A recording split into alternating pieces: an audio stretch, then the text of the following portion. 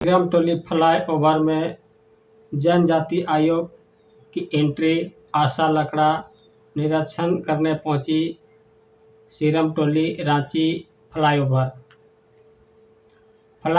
को लेकर परसों दिन ही आयोग के साथ बैठक रखा गया था।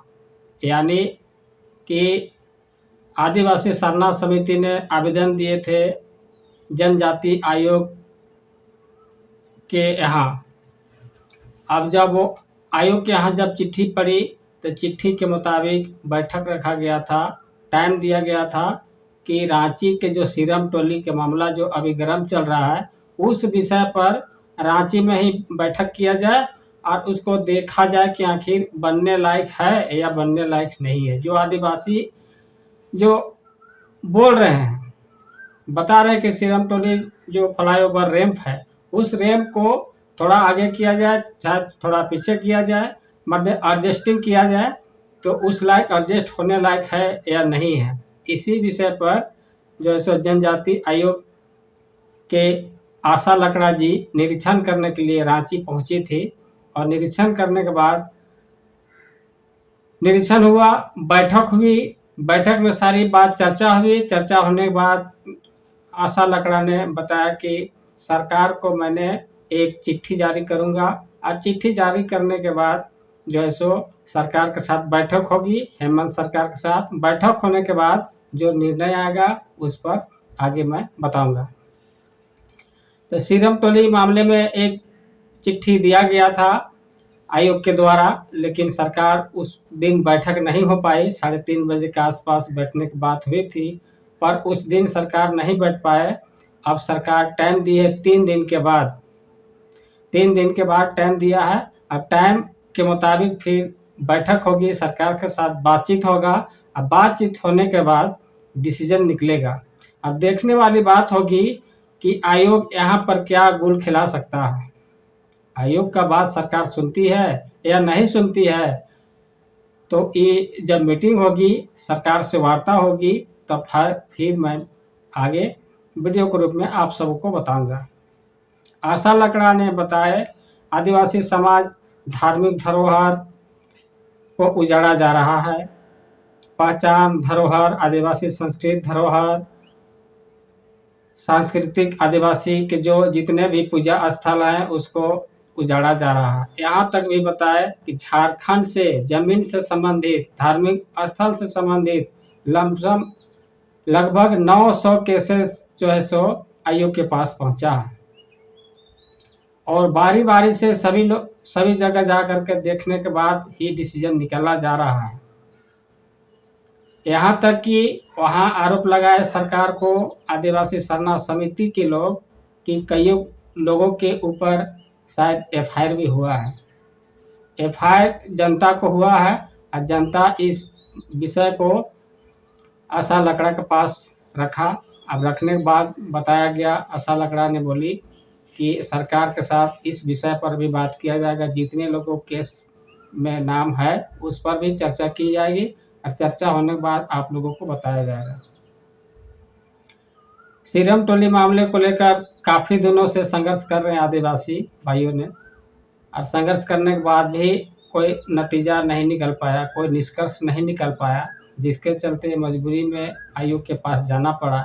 और आयोग के पास जाने के बाद अब आशा के साथ गए हैं। देखिए, देखने वाली बात होगी सरकार और आयोग क्या गुल खिलाती है, क्या कुछ काम कर पाएगी या नहीं कर पाएगी। ये आने वाले वीडियो में आप सबको बताऊंगा कि क्या हुआ क्या नहीं हुआ, क्योंकि जो रांची के अगल बगल रहते हैं उनको तो पता चल जाता है, लेकिन जो रांची से दूसरे जिले में रहते हैं, दूर दराज के इलाकों में रहते हैं, वैसे आदिवासी भाइयों को पता नहीं चल पाता है।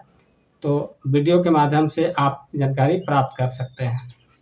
वीडियो आप लोग लाइक, सब्सक्राइब, कमेंट और शेयर जरूर करो दोस्तों, क्योंकि वीडियो इसी तरह झारखंड से संबंधित या इंडिया से में जो भी इस तरह का खबर आता है, आम जनता से जड़ी जन मुद्दे से जो बात होती है, वैसे मुद्दों को हम लोग वीडियो के रूप में लाते हैं और आप लोग को बताने के काम करते हैं, आप लोग के पास पहुंचाने के काम करते हैं। इसलिए video like, share, comment Asha Lakra ने यह भी बोली कि सरकार को हम लोग एक चिट्ठी जारी करेंगे, चिट्ठी जारी करने के बाद जो सो वार्ता होगी, वार्ता होने के बाद जो बात होगी वो समिति को बताएगी, बताने के बाद आगे कार्रवाई की जाएगी। लेकिन सबसे बड़ा मुद्दा रह गया, आशा लकड़ा जी ने कह दिए कि जब तक लेटर जारी करने के बाद जब तक इसका फैसला नहीं हो जाता, सीरम टोली फ्लाईओवर अभी काम नहीं होगा, या सरकार उसका उद्घाटन भी नहीं कर सकते,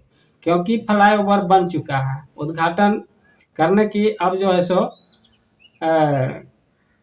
दिन तारीख तय किया जा रहा है, तो उद्घाटन ही होगा, क्योंकि रैंप तो बन गया है, फ्लाईओवर बन गया है, तो अब उद्घाटन होगा। लेकिन जनजाति आयोग ने यहाँ पर रोक लगा दिया है सरकार को कि जब तक इस पर निर्णय नहीं हो जाता तब तक आप इस पर उद्घाटन नहीं कर सकते, ना यहाँ कुछ काम हो सकता है। ऐसा ब्रेक लगा दिया है जनजाति आयोग दिल्ली के द्वारा।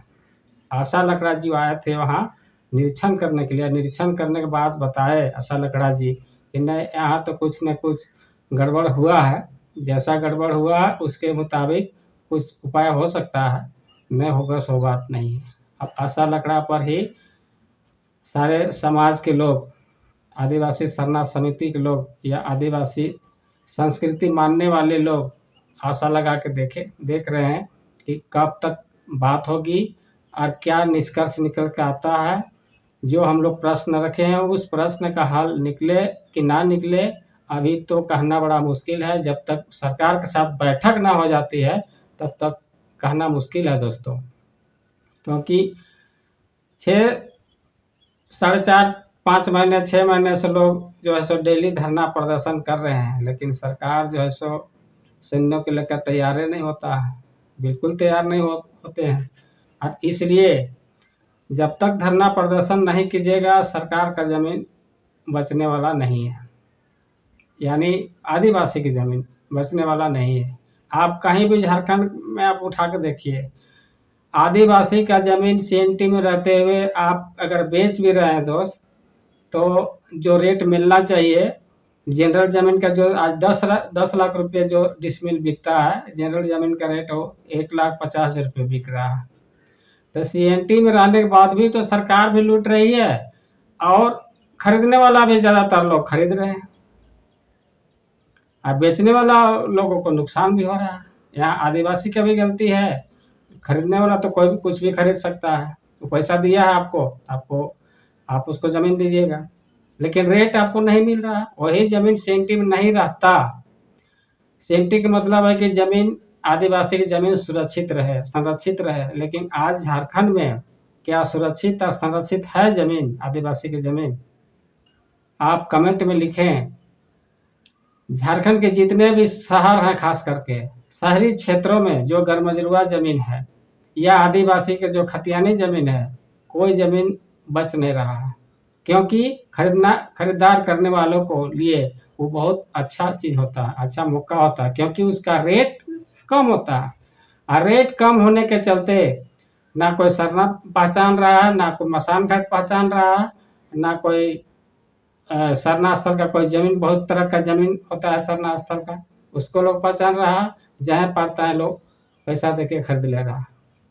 और यहाँ पर हम लोग गलती कर जाते हैं, उस जमीन को हम लोग को नहीं बेचना चाहिए, लेकिन मजबूरी में कहिए या तो लालच में कहिए, जमीन को हम लोग बेचते हैं। और बाहरी लोग जब कब्जा कर लेते हैं तो फिर कहते हैं कि झारखंड में लोग ज्यादातर बाहरी बसे हैं।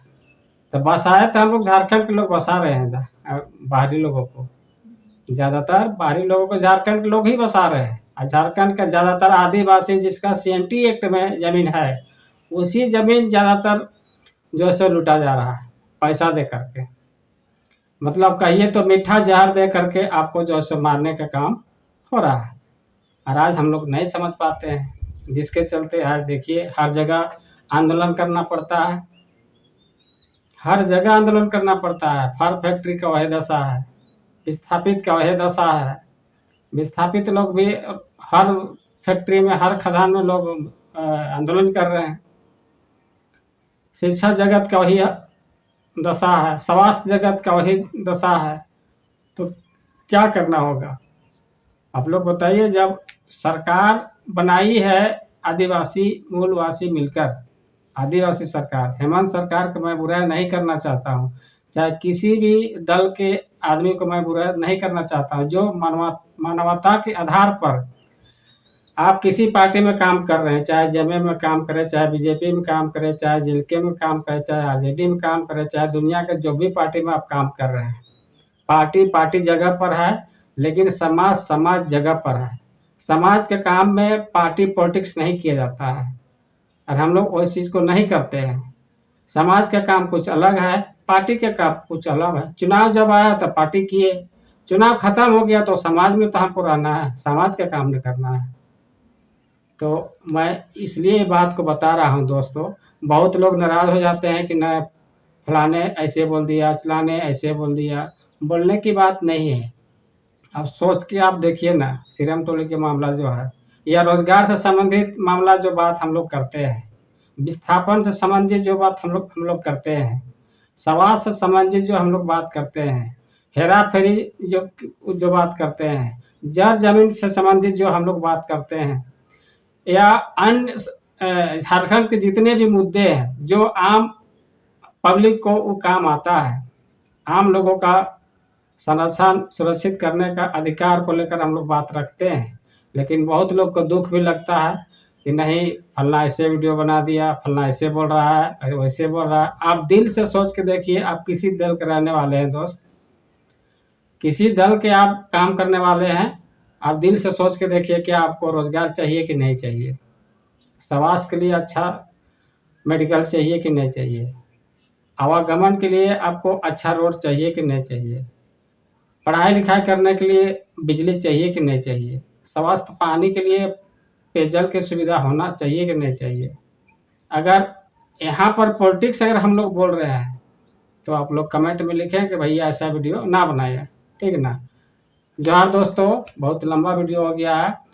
जोहार, नमस्कार, नेक्स्ट वीडियो।